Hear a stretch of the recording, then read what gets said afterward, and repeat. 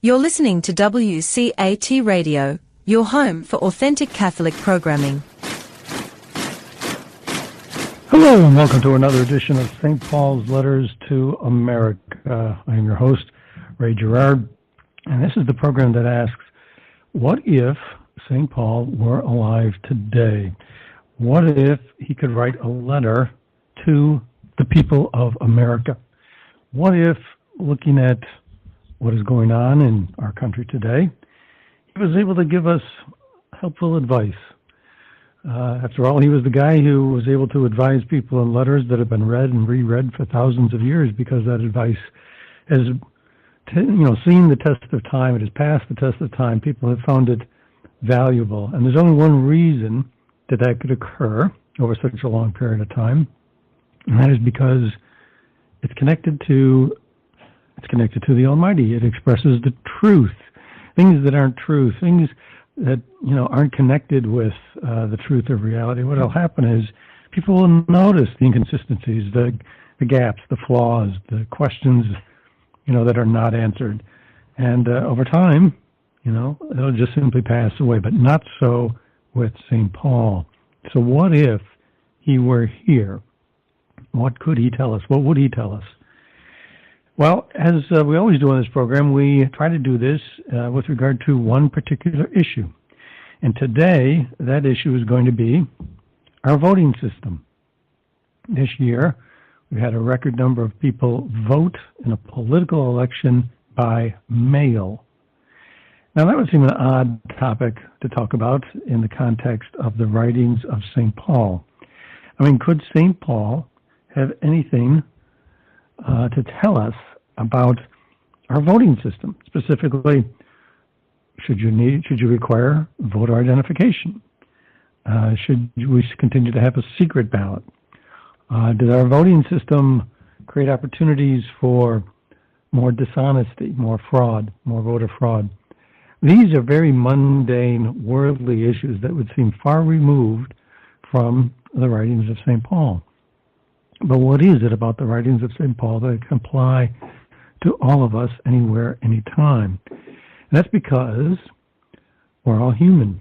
The writings of St. Paul tell us the most important things about how to behave properly as humans, how to act in a way that will produce the most good for the most people.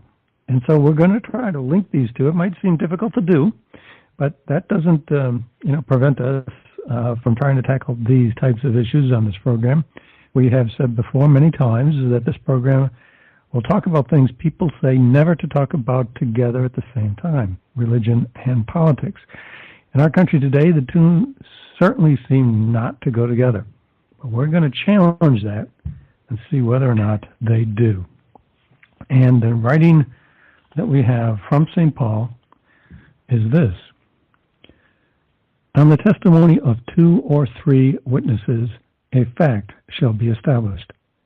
I have warned people, those who have sinned earlier, and I warn them now. Examine yourselves. Test yourselves. Do you not realize that Christ is in you? Unless, of course, you fail the test. We pray to God that you may not do evil. Not that we may appear to have passed the test, but that you may do what is right, even though we may seem to have failed. For we cannot do anything against the truth, but only for the truth. For we rejoice when we are weak, but you are strong. What we pray for is your improvement. So there's a couple of ideas expressed in this letter. Ideas that, well, if they're true, they have implications for even the mundane political questions that we started our discussion today about. And if they are not true, then those have implications as well. What are some of these ideas that are expressed in this short writing? Well, and by the way, this is a writing that he originally, this is almost word for word the letter that he wrote in his second letter to the Corinthians. What applied to the people of Corinth 2,000 years ago may it not, be good advice for people in America in the 21st century. Let's see. For one thing, he talks about 2 witnesses. 2 witnesses. Why would St. Paul talk about such a thing? Well, I suppose in Corinth, 2,000 years ago, as in all places where humans have acted like humans, people accuse one another of doing certain things. And then there's an argument that ensues about whether or not the accusation is well-founded or whether it's false. And not one witness was required, but two. And why is it important to have witnesses? Why is it important to go after the truth? Why is that important? And if it's always important for all time, everywhere, for everybody, then that has implications for us today. What else? Well, it's very interesting that he almost immediately pivots from his admonitions about, not, telling falsehoods and being honest with other people and, having at least two witnesses, for any kind of accusation. He pivots almost immediately to to this idea of Christ being inside you. If in fact we are all created by a God above, if there is some supreme unifying force that ties us all together, it gives us all some inborn instinctive desire for living in love with other people and doing good for other people. If there is an ounce of that in any of us, if it comes from some creator of us all, then an appeal to that source makes a lot of sense. And if we make a false accusation against another person, we're harming another person who is, part of that unified whole. We're making an accusation of another fellow member of our community of fellow humans. It not only damages that person, but it damages us. It makes us more prone to perhaps do other dishonest things.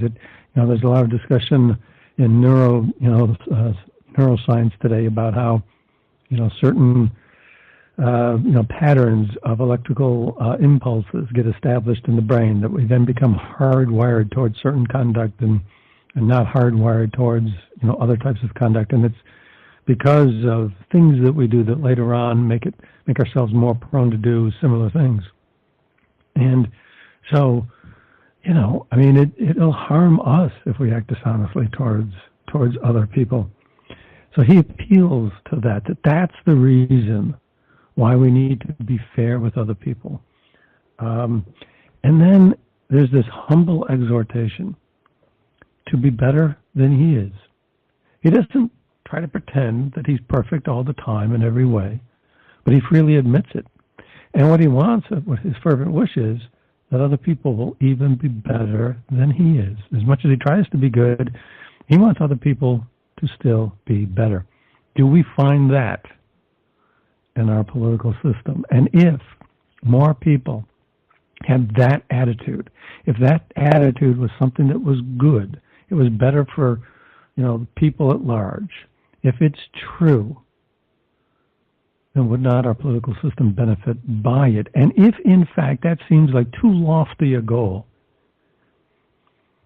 then we consign ourselves to having a political system that will not even try for that will admit and allow and eventually promote the opposite. So the question is, these three issues that we've already named, voter identification, secrecy and privacy of people's right to vote, and whether or not, the answers to those two questions are promoting or creating opportunities for more, fraud and dishonesty, for people to actually, fall off, the prescribed path and actually do harm to other people. Can the answers to those first two questions produce results that are in fact harmful? So let's take this up, shall we? First, I'm going to quote from a woman, and her name is Kay Coles James. She is, in fact, the president of the Heritage Foundation. She is also, bear with me for 1 second, she is also a person who has received the Spirit of Democracy Award for Public Policy Leadership from the National Coalition on Black Civic Participation. She served on a Carter-Baker Commission, which included President James Carter, on election reform. She joined the Women's Centennial Suffrage Commission, celebrating the granting of the right to vote for women 100 years after that was first established.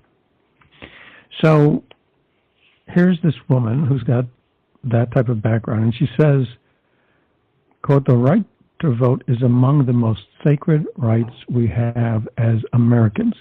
It is fundamental to our democracy." Do you feel that way? In this past election, we had, 160, 170 million people vote. What were the numbers? But a record number of people voting. Obviously, they felt it was important to exercise this privilege that they have to vote. Ms. James talks about an Afghan presidential election in 2014. And in Afghanistan, people faced threats and violence. They stood in hours. They stood in line for hours to exercise this privilege that they have. After voting, Afghans dip their finger in ink. Some would later have that finger cut off by the Taliban. You know, they faced threats and violence. They knew what they were getting into, and yet they did it anyway. Years later, 5 years later, many of them, these people who had the scars and the cut fingers and so forth, would still show up to vote again. It was that important. And that's just a recent example. You can go through the history of our country and found people fighting for this right. Certainly, in the civil rights movement, the right to vote was deemed, so important. People were being treated as less than full citizens when there were laws that, put on literacy tests that were overly cumbersome, or other discriminatory laws that prevented people from voting. We fought for these types of things. And people who are denied the right to vote, like these people in Afghanistan, feel it, more, fervently than other people. And when they finally get that right, like people in communist countries, when they finally get that right, they feel like, they've gotten some, great, missing piece, and they're so proud. Immigrants that came to this country are so proud to be able to vote. And according to Ms. James, she says, this is why simple protection against fraud, like witness signatures on absentee ballots, official postmarks, in-person voting by all who are able, and photo ID at your polling place makes perfect sense if we truly believe that every vote must count.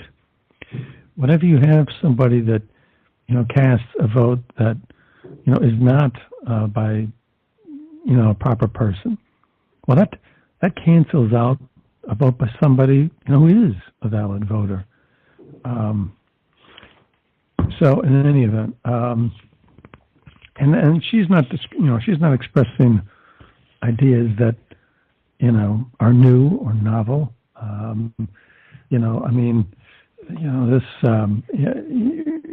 This idea of the importance of voting has something that's been handed down, part of our history for so many years, ever since the birth of this country. Now, the prescription that she talks about for, voter identification and so forth, the idea behind it, of course, is to ensure that there is not voter fraud. The people are not trying to, cast a vote for somebody other than themselves. If this right is so important, then we should have a system where everybody's allowed to participate, and that it's honest and fair for everybody. And there are lots of voter laws that allow all kinds of forms of identification to be used. Utility bills, besides just the driver's license or passport, utility bills, bank account statements, Medicaid or Medicare, enrollment cards or certificates, all kinds of types of identification. But other people have a different view. For example, the ACLU says that millions of Americans lack ID. 11%, according to the ACLU, 11% of U.S. citizens, or more than 21 million Americans, do not have government-issued photo identification. Now, as we just said, a lot of states don't require photo identification. Of course, if you do that, that's the best kind. But utility bills, bank account statements, Social Security cards, Medicaid, enrollment cards. If you're on the Medicaid system, the poorest, people. Medicaid is designed as a safety net so that the poorest people in our society who can't afford their own health care will have health care, by the government. Another whole discussion about, the benefits of that system and whether or not another system would be better, but nevertheless, it's designed to help the poorest of the poor, and states can allow that form of identification. Some states do.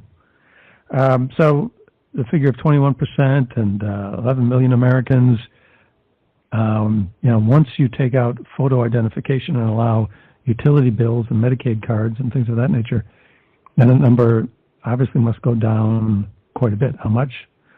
I don't know, but it goes down quite a bit. So the question is it important to have proper identification to create a system that is fair for everybody? Because if you allow no identification, what can happen? Well, obviously enough, anybody can just show up and use a name and vote. And we'll talk later about somebody who organized just that kind of activity over and over again in election after election. And when that happens, when one vote is cast or when 1,000 votes are cast by people using names that are not their own, or in 10,000 or more or whatever, and there's evidence that that there are dramatic numbers in this area, it cancels out the votes of other people.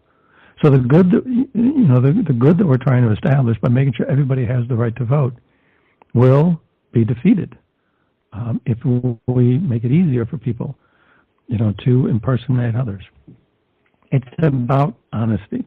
It's the same principle that underlies St. Paul's admonition for 2 witnesses. Why do we want that? We want that so that we know, so that what is said about a person is true. Voter identification is like a witness. It's a way of telling something about somebody and saying whether or not that is true or not. Suppose someone was accused, back in Corinth.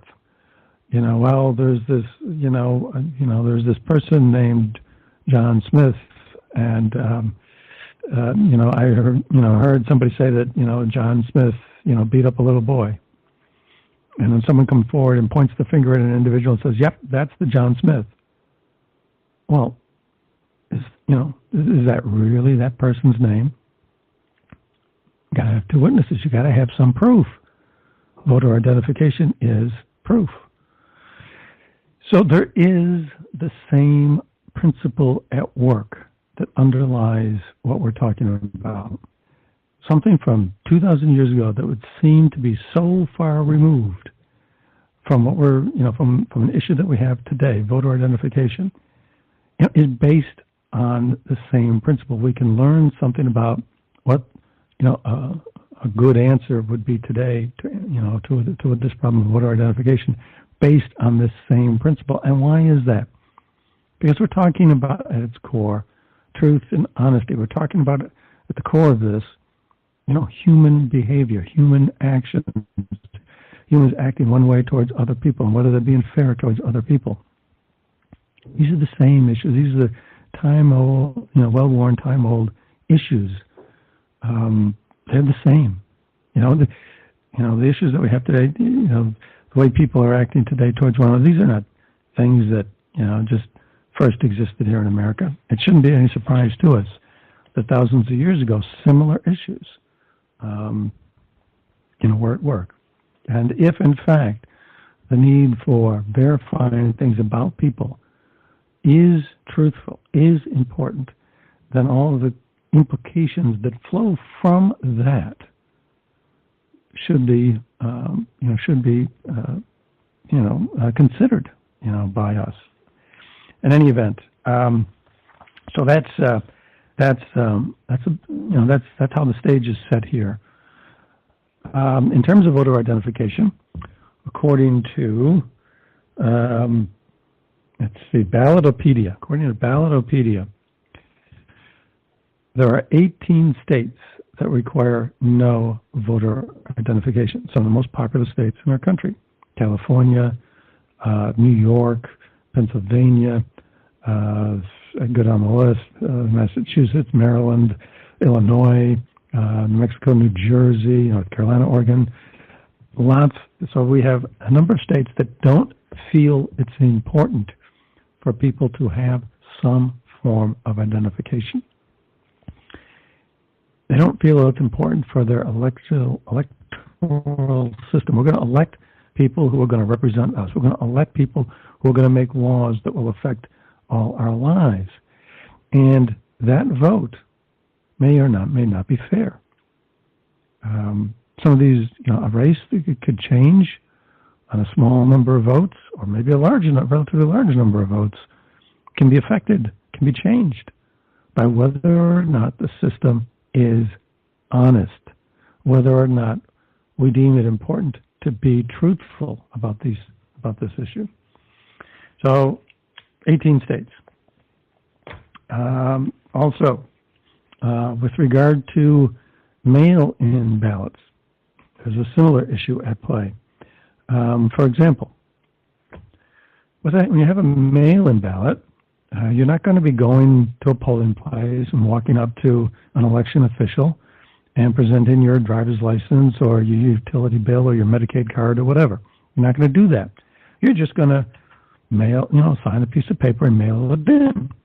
So what's to prevent somebody else from signing your name and mailing it in? Well, a lot of states had requirements, and a lot still do. Not that many, but some still do. For an absentee or mail-in ballot to have either one or two witnesses. Now, isn't that strange? A lot of them started with two witnesses. Isn't that strange? St. Paul said, to establish a fact, you need two witnesses. Why is two? Why not one? Well, obviously one person can be swayed, one person can lie. So you need two to establish a fact. And now we've got states that have abolished that. You don't need the two witnesses anymore. And some of them have abolished that requirement just for 2020. States like Arkansas, Rhode Island, and Virginia have removed that requirement for this particular year, 2020. And a full 40 other states have no requirement for witnesses on voter ballots. Would St. Paul have something to say about this? What a coincidence. Two witnesses versus no witnesses. It's the same issue from 2,000 years ago. Now, also, we've got an issue that's come up with regard to secret ballots. People are actually beginning to advocate for voting to no longer be secret. That you wouldn't be entitled to the privacy of your vote. We have privacy in all kinds of other things. The right to privacy has been much talked about and much protected in recent decades by the U.S. Supreme Court. The right to privacy. We have privacy now in terms of privacy is a hot issue in terms of internet data, personal data that's shared over the internet. Privacy is a huge issue. People are feeling the need for it more and more as more and more information gets shared all over. What about privacy in voting? Is that important? It has a long history. There was an article in the New Yorker that was written 12 years ago And it starts out with this particular account. It says, on the morning of November 2nd, 1859, Election Day, George Kyle, a merchant with the Baltimore firm of Dinsmore and Kyle, left his house with a bundle of ballots tucked under his arm. Kyle was a Democrat. As he neared the poll in the city's 15th ward, which was heavily dominated by the American Party, a ruffian tried to snatch his ballots. Kyle dodged and wheeled and heard a cry. His brother, just behind him, had been struck. Next, someone clobbered Kyle, who drew a knife but didn't have a chance to use it. I felt a pistol put to my head, he said. Grazed by a bullet, he fell. When he rose, he drew his own pistol hidden in his pocket. He spied his brother lying in the street. Someone else fired a shot, hitting Kyle in the arm. A man carrying a musket rushed at him. Another threw a brick, knocking him off his feet. George Kyle picked himself up and ran. He never did cast his vote, nor did his brother, who died of his wounds. Shot, killed, trying to vote. This we said earlier that the right to vote has been fought over in this country. Well, this is just one incident, 1859, in Baltimore. So that's part of our history. It's part of the reason why incidents like that are part of the reason why the laws evolved as they have to what we have today. In 1634, the governor of Massachusetts was elected, quote, by papers, close quote, for the first time. 13 years later, a Bay Colony law dictated voting by the writing of the names of the persons elected. As early as 1634, from the very birth of our country, written votes were required. And why is that? Is it not the same principle that we were talking about before? Verifying votes. Verifying votes. If you didn't have it written down, what then? Couldn't people easily lie about it? Would you have some election counters and you leave it up to them? And would they not be open to bribery or influence or threats if you're going to vote, orally or some other way? So paper ballots. Why? Because you wanted to have proof. Why? You needed to verify.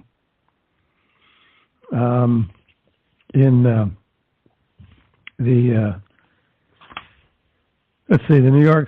New York Constitution in 1777 proposed written ballots. Ohio required voting by ballot, written ballot, in 1802. Massachusetts in 1780 required that by their constitution. From the very early days, from the early days of the colonies, from the early days of the country itself, this need for verifying votes to make sure that the elections were true and right, they were accurate. People required written ballots. Now, that created a problem because, as humans are wont to do, they find ways around systems. People find ways to not be honest. It happens. It happens all too often. And after written ballots, there came to be printed ballots, and people would print these things out. So you'd have political parties print out a slate of candidates instead of having people go to a polling place and actually, write down a bunch of names, at the moment while they're at the polling place, actually writing down their own choices. People would say, "Here, I'll help you out." And people would political parties would print ballots with the names already on them. And all the people had to do is take those, printed slate of choices. And of course, as the choices were made for them, the political parties that printed these things would print their own candidates on them. People would just take them to the polling places and say, "Here, this is my vote." And they came to be called, and that's why they came to be called party tickets, because they started to look like train tickets.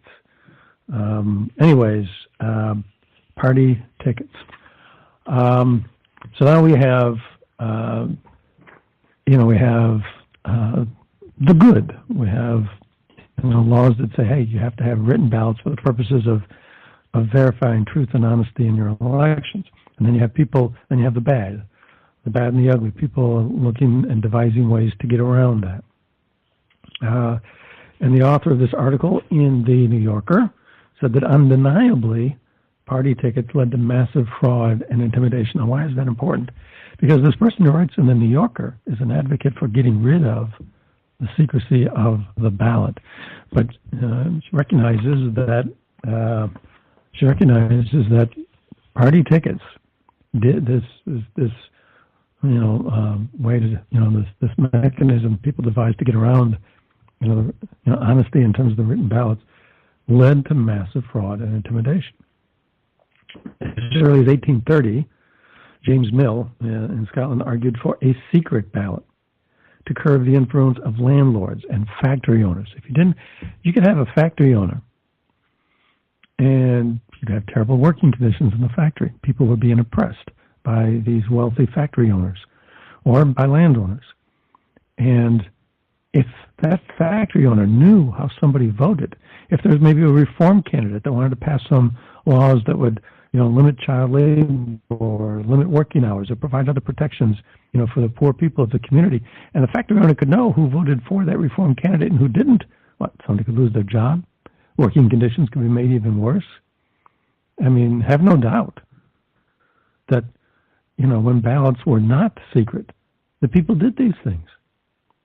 People would, act towards other people without Christ in them, without the spirit of goodness and love, that is, born in all of us from, this one Creator. People wouldn't do that. And so, in Australia, for example, in March of 1856, they passed an electoral law. And it had very precise requirements for voting procedures. It required that election officials print the ballots. So no political parties or private organizations could print an official ballot. They had to be printed by election officials so that you'd have both sides listed on the ballot, both sets of candidates listed on the ballot, so that people could choose from both sets. You had to erect a booth or hire rooms for the voting to take place. And then they would be divided into compartments so that people could vote in secret. It was all to curb influence and intimidation. These party ballots, the author of this article said undeniably, they produced party tickets led to massive fraud and intimidation. So anyways, also, for example, in New York City, there is the famous Tweed organization, which had a series of amply rewarded repeaters. What were repeaters? People that voted over and over again. How would you do that? Well, something came, Tammany Hall, something came to be called the Tasmanian Dodge. And someone would get their hands on a blank ballot. They would fill it out and pay someone to go to a blank place and cast it while smuggling out another blank. It wouldn't be hard to do. You walk in there with an already pre-filled out ballot. You hide it on your person. You walk in. The election officials give you a ballot, as they do every voter.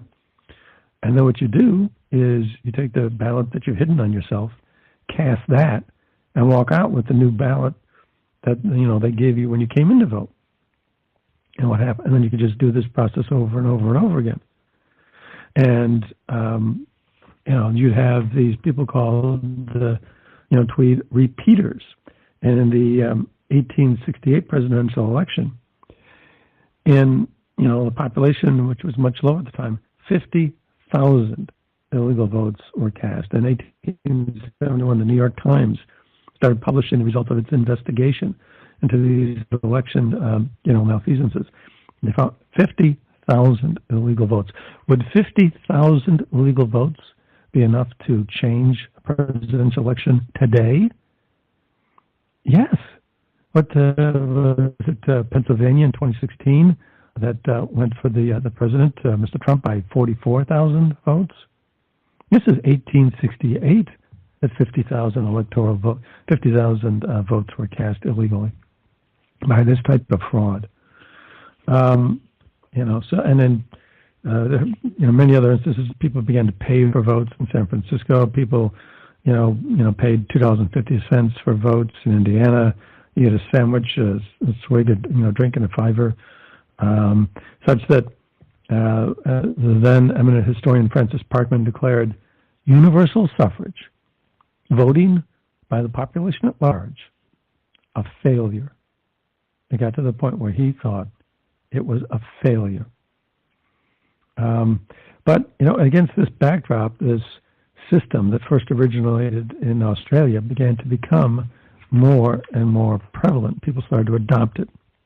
And in 1888, there was an election in Louisville that first used the system. They hadn't used it before then. And after that voting, one observer wrote to the magazine The Nation, quote, "The election last Tuesday was the first municipal election I have ever known which was not bought outright." So what are we to take from this? We've encountered massive problems with voting and corruption before. And because of those experiences, because of those lessons learned, we developed a system where people could vote privately in booths where no one could see what they were doing. We developed these laws requiring people to identify who they were. That's where the need for voter, that's where the laws that, that have recently been changed, but for so many years, required people to identify who they were. And with those types of laws that the ACLU is complaining against, because they're saying, hey, you've got 21 million people that don't have photo IDs. But the reason for those identification requirements came from these lessons learned 150 years ago. Let's see. The author of this New Yorker article admitted that when Massachusetts adopted, when states adopted this Australian example, it unquestionably made it safer, quieter, more orderly for people to vote. Many kinds of this quote, many kinds of corruption, violence, and intimidation ended. We experienced these problems before. We learned lessons. We dealt with them. But after explaining all of this history in her own article, she ends her article with this statement. Inside the tiny booth, behind the red and white blue curtain, it's just a little too quiet. She's an advocate for getting rid of the secret ballot. After all of this explanation about how, there was voter intimidation before, she ends with that. On the basis of what? Most of her article is describing the problems that were encountered when you didn't have secret voting. In any event, let's see, there is another article in the Washington Post, and again, the author, and this was written in 2017, right after the 2016 election, and this person is also challenging the idea of secret voting. The author says that a large number of voters apparently lied, not only to pollsters, but to their family and friends about supporting Trump. One person told Politico, quote, "I personally know many Republicans that won't admit they are voting for Trump. I don't like admitting it myself," and yet they do. The author of this Washington Post article talked about Trump himself being so racist, xenophobic, and misogynist, so that naturally voters might not want to be associated with it. But the secret ballot, according to her, the secret ballot provided them the luxury of voting for him anyway. Continuing quote, "At no point were voters challenged." And so this author also says we should do away with the secret ballot.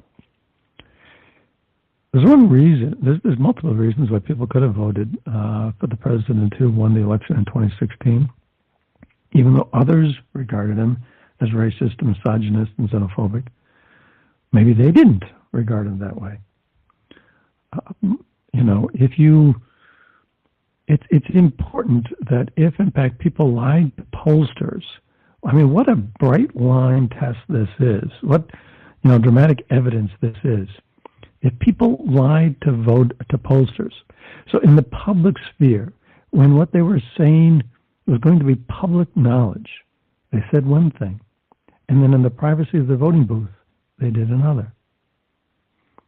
Would that not be proof of the importance of the secret ballot, the right to privacy about who you want to vote for?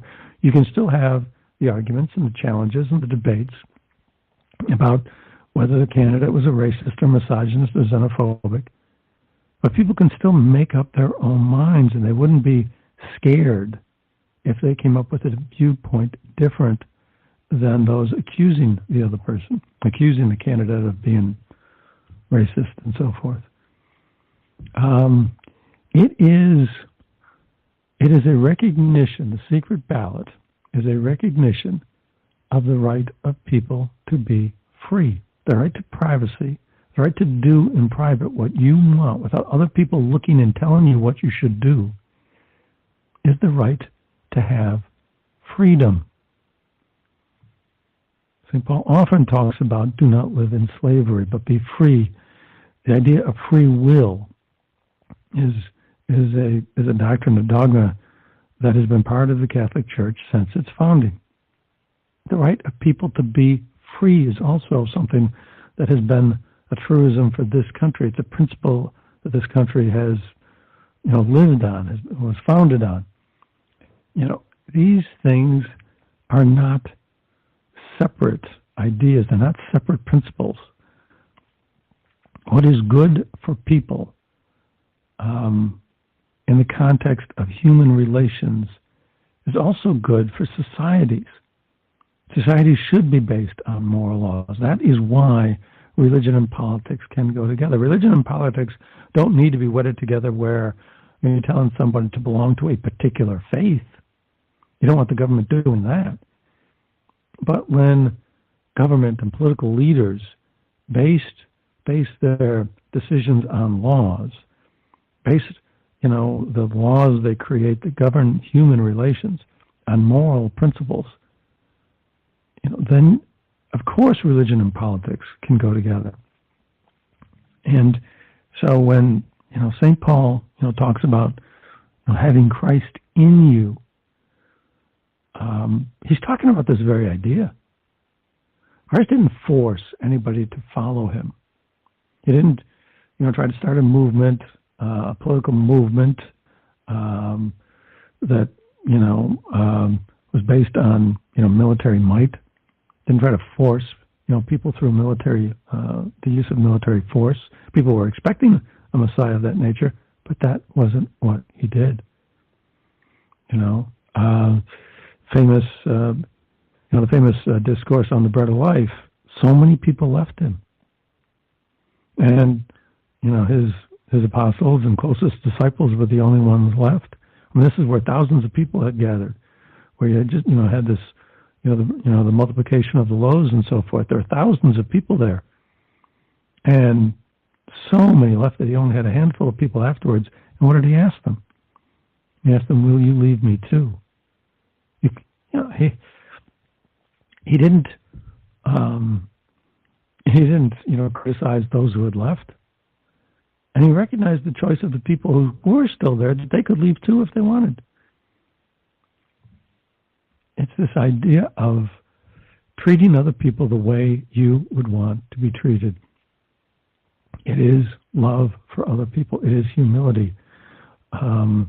Recognizing other people at least as good, if not more important than you. That's what having Christ in you means. When St. Paul talks about having two witnesses, that's for multiple reasons, so that the subject of an accusation, does not have harm done to them, and also for the people who would lie about somebody, that they don't do harm to themselves. There are going to be a lot less instances where people to lie about somebody if they need to convince somebody else to lie with them. Treating other people as you would want to be treated yourself. Treating other people with love. That's what it means to have Christ in you.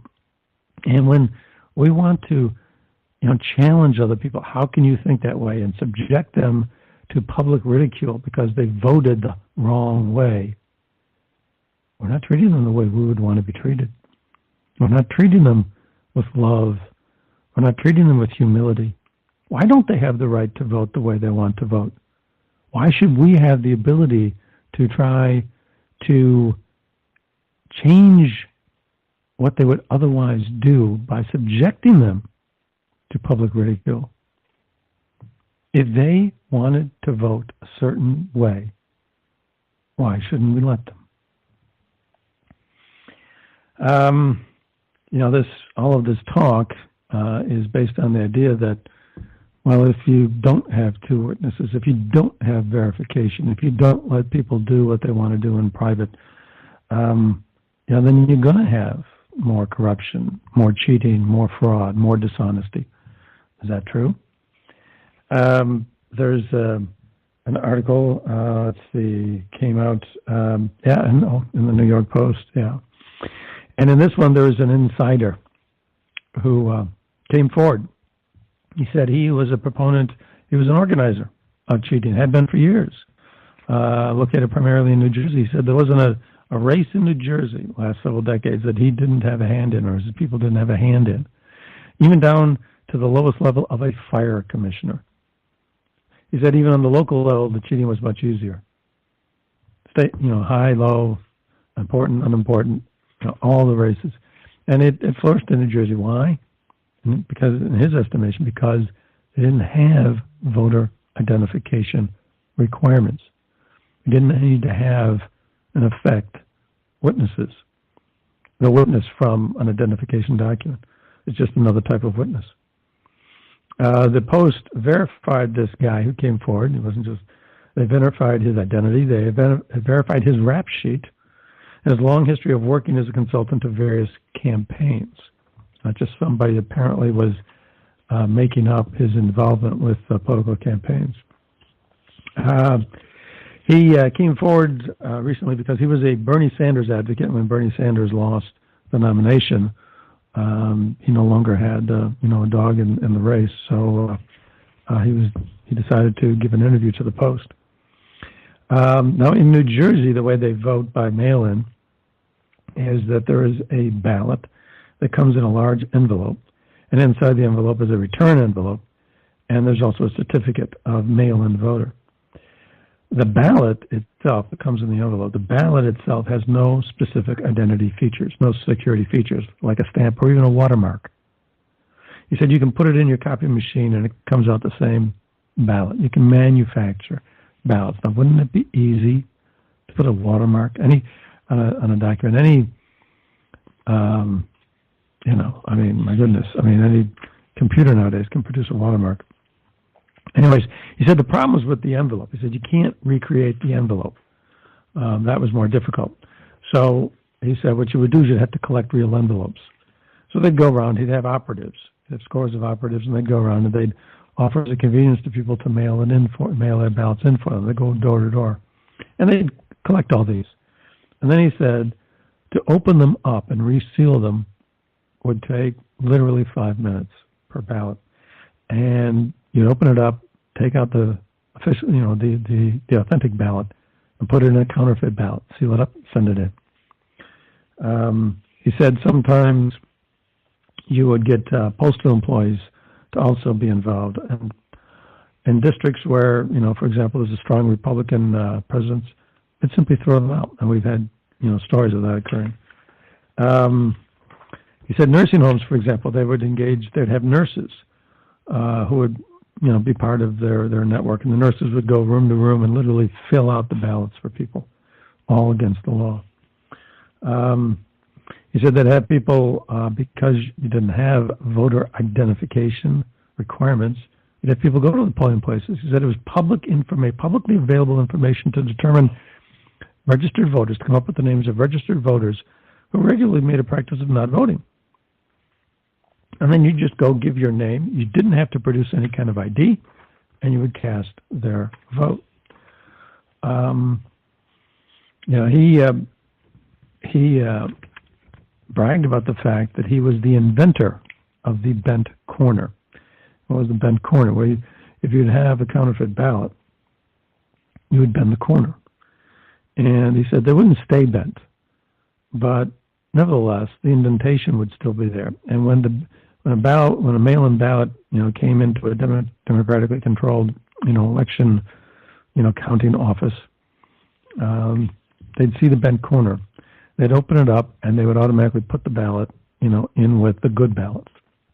And once you did that, there's a name on the envelope, but there's no name on the ballot. So if you saw a bent corner on the envelope, you would simply open that envelope. Whatever irregularity, whatever failure there could be with that ballot that might otherwise cause it to be rejected, would be ignored. The envelope would be opened, the ballot would be placed in with the good ones, and then after that, anybody doing any investigation would not be able to determine that it was a counterfeit ballot. So these are some of the practices that were used.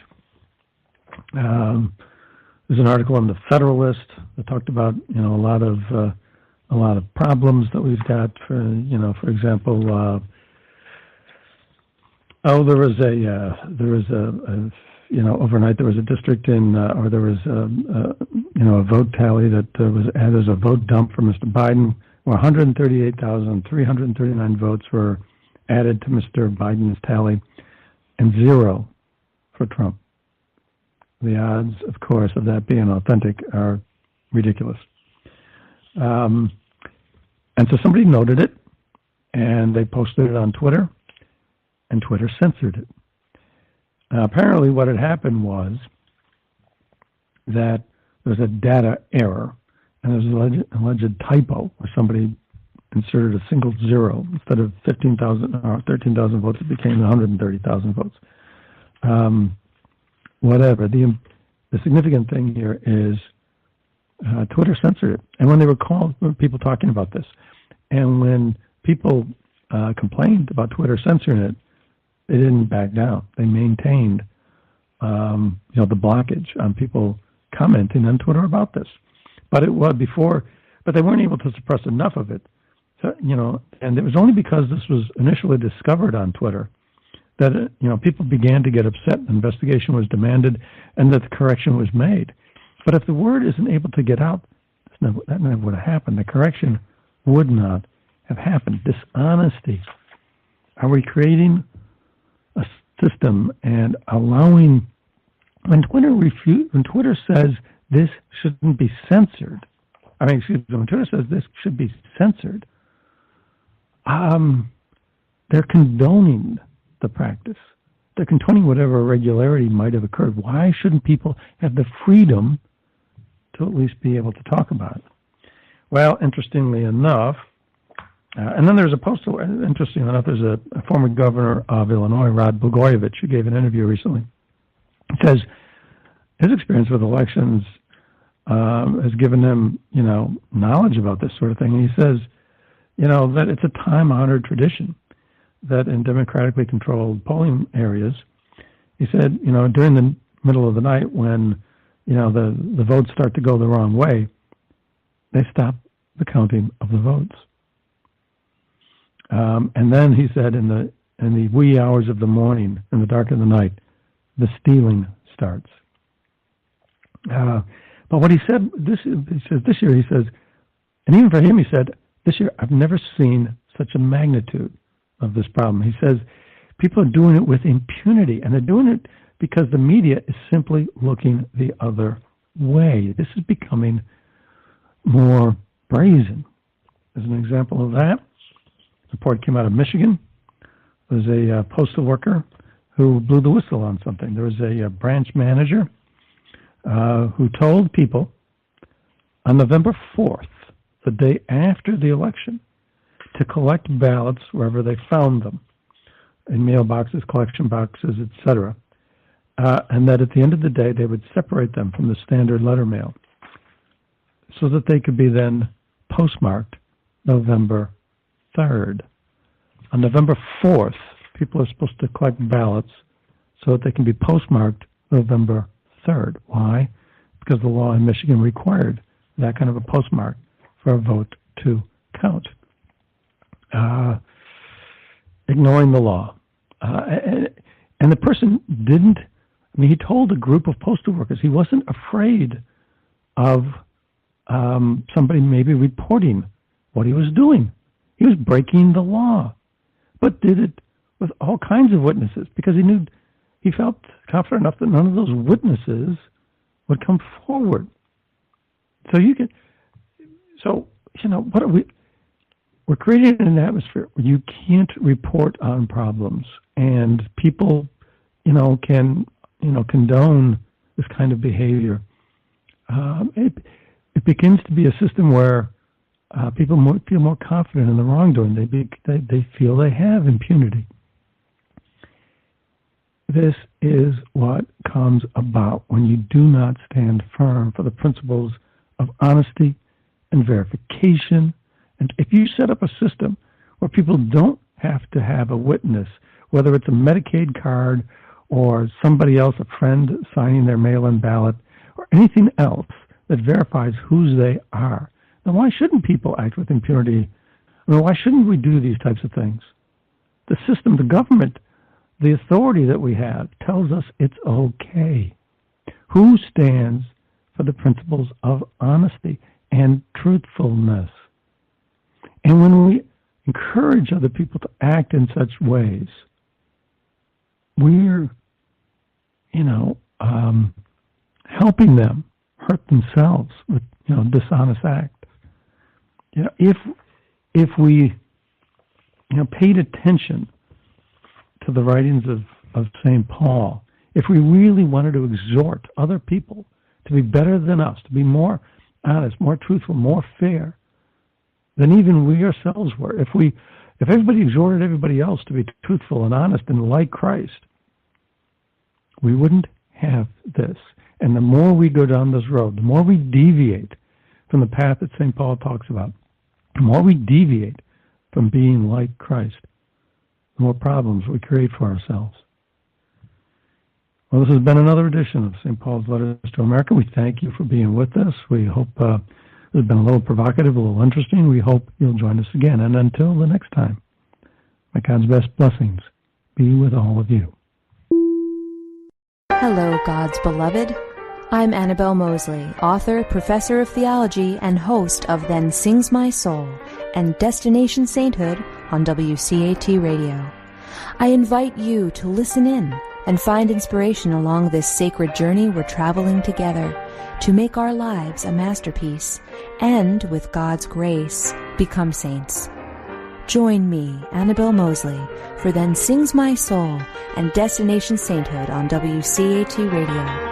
God bless you. Remember, you're never alone. God is always with you.